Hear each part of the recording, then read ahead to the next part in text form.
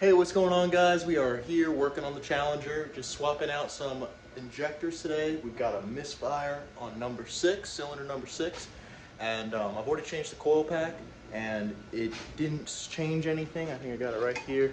Is that it's our number 6 with the good old question mark.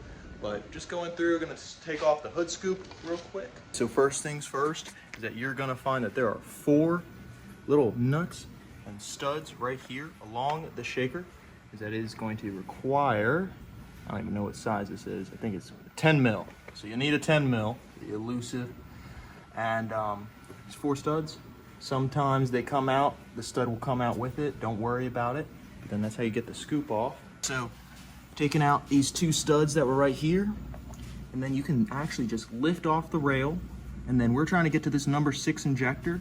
So there's a little tiny clip, I don't know if you can see. There is a tiny clip on the injector itself. So I'm gonna slide that off, and I've unplugged it already, and then we're just gonna pop it out, just the single injector.